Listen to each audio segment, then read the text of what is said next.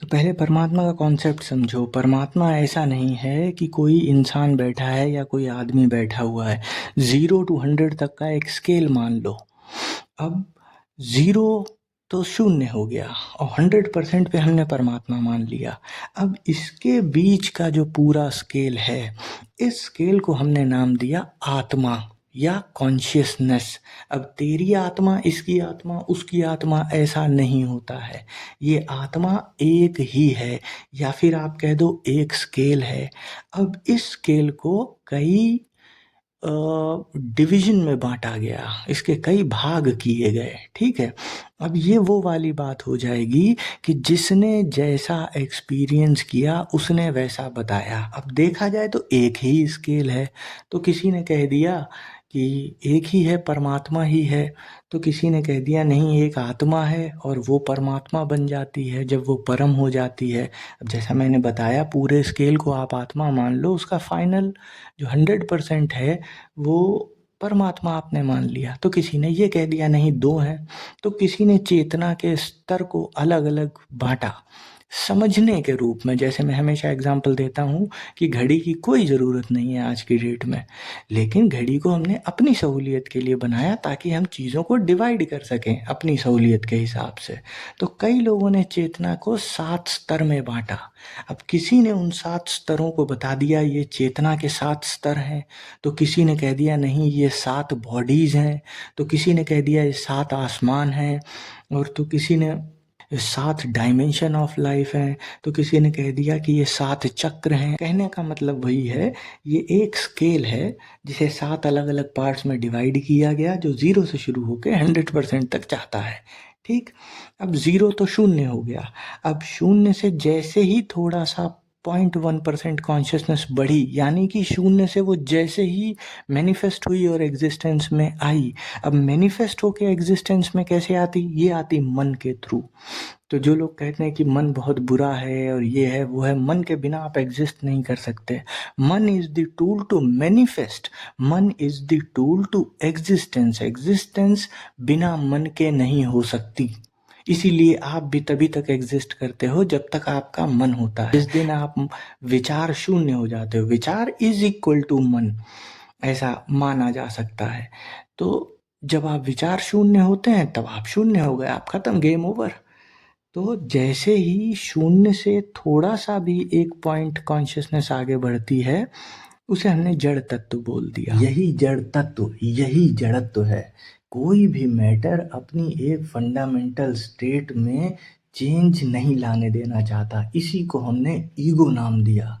इसीलिए आप देखोगे कोई जो कहा जाता है कि ये आदमी बहुत ईगोइस्टिक है। ईगोइस्टिक का मतलब क्या? सिर्फ इतना सा मतलब कि जो भी उसकी फंडामेंटल स्टेट है वो उसे चेंज नहीं करना चाहता। वो जीवन में किसी भी प्रकार के बदलाव का विरोध करता है, उसकी लाइफ में कोई फ्लूइडिटी नहीं है।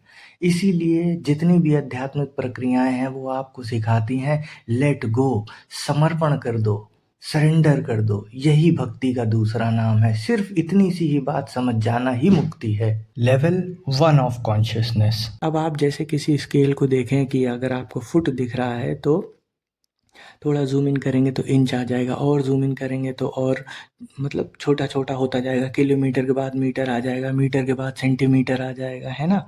तो वैसे ही जैसे ही आप इस स्केल को, जो ये 7 लेवल हैं, हर लेवल के अलग अलग अंदर भी जूम इन वाले लेवल होते हैं। तो हर लेवल पे एक ऐसा मान लेते हैं समझने के लिए हम लोग कि एक मिनिमम है और एक मैक्सिमम है। तो जड़ तत्व, रैंडम पत्थर इतने सारे, इतने दुनिया में हैं। अब पीके मूवी में एक सीन दिखाया गया जिसमें आमिर खान ये कहते हैं कि कितनी बेवकूफ़ जनता है, ये पत्थर पे हमने थूक लगा दिया और ये जो है लाल कलर लगा दिया, अभी लोग यहाँ पैसे चढ़ाने लगेंगे। ऐसा नहीं है। अब जैसे स्पेशली इंडियन सब कॉन्टिनेंट में हमने इस फैक्ट को समझा, आज नहीं आज से हजारों साल पहले इस फैक्ट को हमने जाना कि everything in this universe is alive and somehow connected. आज क्वांटम फिजिक्स जिस पॉइंट पे पहुंची है, हम उस पॉइंट पे कई हजार साल पहले पहुंच गए थे। और यही एक कारण था कि हमने, चाहे वो पत्थर ही क्यों ना हो, हमने सबको रिस्पेक्ट दी। ऐसा नहीं सिर्फ हिंदुस्तान में ही पत्थरों की पूजा की जाती है, बहुत जगह, जैसे मान लो शालीग्राम का एक पत्थर है, वो स्पेशल माना जाता है। क्यों? क्योंकि उस पत्थर की कॉन्शियसनेस कंपैरेटिवली बाकी पत्थरों से अलग होती होगी। अब जो ये सारे संसार में नॉर्मल एक पत्थर है, इसको नहीं, हिमालय की ज़्यादा इज्जत होती है, क्योंकि हिमालय का एक्सपीरियंस बहुत ज़्यादा है, वो बहुत पुराना पत्थर है तो वो भी पत्थर ही, लेकिन उसका कॉन्शियसनेस लेवल कहीं ज़्यादा है। अब पत्थर से ऊपर चल के जब कॉन्शियसनेस नेक्स्ट रूप लेती है तो वो पेड़ पौधे बन जाते हैं। पेड़ पौधों में भी आप देखेंगे तो कुछ नॉर्मल पेड़ पौधे हैं जैसे सारी दुनिया में हैं, कुछ पेड़ पौधे ऐसे हैं जो अपने शिकार को अट्रैक्ट कर लेते हैं, और फिर उसके बाद जब वो कीट पतंग उस पे आके बैठता है तो फिर वो अपना ऐसा डिब्बा जैसा होता है उसे बंद कर देते हैं और वो कीट पतंग को खा जाते हैं। तो उनकी कॉन्शियसनेस देखने में ही पता लगती है बाकी पेड़ों के कंपैरिजन में बहुत ज़्यादा है।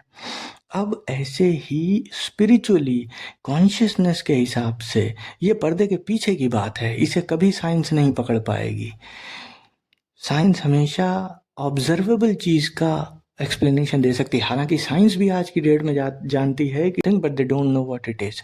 क्योंकि ये पर्दे के पीछे की बात है, तो कॉन्शियसनेस वही पर्दे के पीछे की चीज़ है। तो पेड़ पौधों में जो हायर कॉन्शियसनेस के पेड़ पौधे हुए उनको हमने रिस्पेक्ट दिया।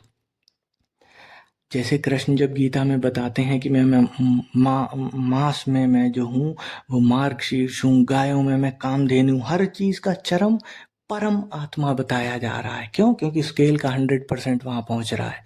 तो ये जो छोटा छोटा स्केल है, जब एक पत्थर का 100% पहुँचा तो हमने उस पत्थर को इज्जत दी।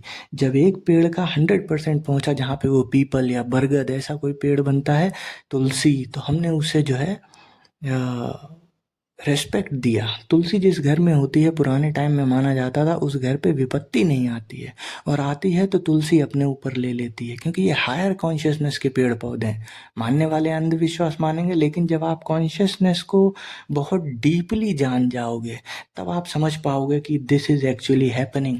उसके बाद जानवर आ जाते हैं। जानवरों में आप देखोगे एक तरफ स्लॉथ है जो इतना स्लो मूव कर रहा है, तो एक तरफ ऐसे जानवर हैं जो ह्यूमन को भी पीछे छोड़े दे रहे हैं। एकोलोकेशन हो जाता है मछलियों के भीतर, डॉल्फिन्स के भीतर।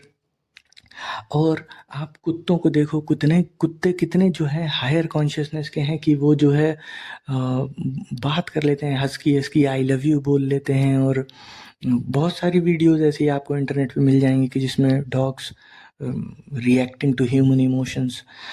बंदर बंदर बहुत चालाक होता है, बहुत समझदार होता है, बहुत सारे जानवर हैं जो ऐसे। तो जानवरों का जहाँ पे पीक आया कॉन्शियसनेस का, वहाँ पे गाय आई। तो ये आप इसे लेवल 3 का पीक मान सकते हैं। लेवल 1 आप मान लीजिए जैसे कि पत्थर, लेवल 2 आपने मान लिए पेड़ पौधे, लेवल 3 आपने मान लिए जानवर। और जानवरों का पीक गाय, इसलिए गाय को माता बोला गया और गाय को मारना पाप बताया गया, क्योंकि गाय इज ऑलमोस्ट ह्यूमन। इसके बाद फिर आपको मनुष्य योनि में जन्म मिलता है। तो ये जो 84 करोड़ योनियां बताई गई, ये 84 करोड़ को इन 7 भागों में डिवाइड किया गया। तो ये जो गाय का जो लेवल 3 का जो पीक है वो गाय है। पुराने ज़माने में जैसा तुलसी के लिए कहा जाता है वही गाय के लिए कहा जाता है। और ये जिनके यहाँ गाय होगी उन्होंने एक्सपीरियंस भी किया होगा।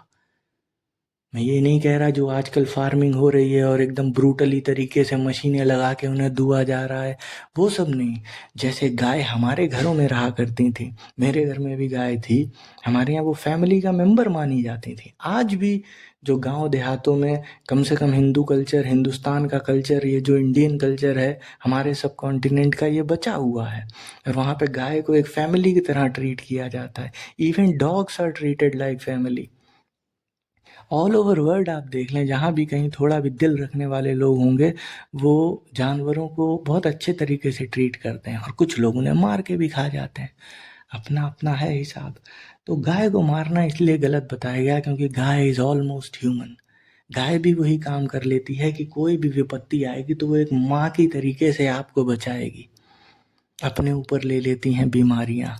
अब ये कोई डॉक्टर, साइंस पता नहीं, प्रूव कर सकता है तो कर ले, या भविष्य में ऐसी चीज़ें आ जाएं, कोई टेक्नोलॉजी आ जाए, या आ गई हो तो आई डोंट नो, नहीं होगी तो भविष्य में ज़रूर आ जाएगी कोई ना कोई, जिससे ये चीज़ें शायद पता लग पाएंगी।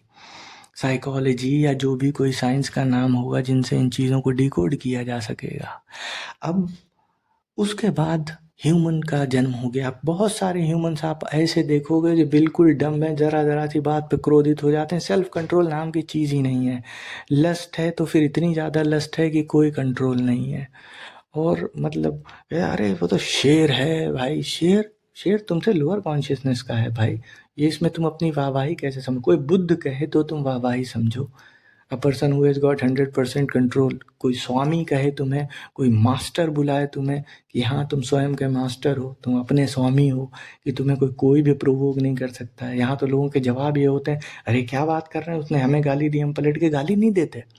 डोंट यू सी कि ये रोबोटिक जो एक्शन है उसमें तुम अपना प्राइड समझ रहे हो? अरे उसने हमें थप्पड़ मारा, मैंने घुमा के उसे धुन दिया, अरे ये रोबोटिक एक्शन है, ये तुम्हारे रिफ्लेक्सेस नहीं है भाई, ये रिएक्शन है, इसमें तुम्हारा कोई एक्शन नहीं है, इसमें कोई स्वतंत्रता नहीं है। यही तो गुलामी है। और मुक्ति क्या है? और मुक्ति का मतलब क्या है? तो ये जो फोर्थ जो लेवल है, जो ह्यूमन लेवल जहाँ से शुरू हुआ, इसमें एकदम जो स्टार्टिंग का जो स्केल होगा, वहाँ पे ऐसे मूर्ख टाइप के लोग आपको मिलेंगे, ज़रा ज़रा सी बात पे लड़ जाने वाले, दूसरों को मार देने वाले, कुछ भी पढ़ाया तो पढ़ गए। फिर विवेक बढ़ता है, फिर फ्री विल आप में जो है समझ डेवलप होने लगती है। उसके बाद जो एक हायर कॉन्शियसनेस के लोग आपको दिखेंगे फोर्थ लेवल पे, जो समझदार हैं, आर्टिस्ट लोग इसमें होते हैं, उनमें एक आप अलग सी शांति देखोगे। भले ही वो रोड का भिखारी है या बहुत बड़ा नंबर 1 आर्टिस्ट।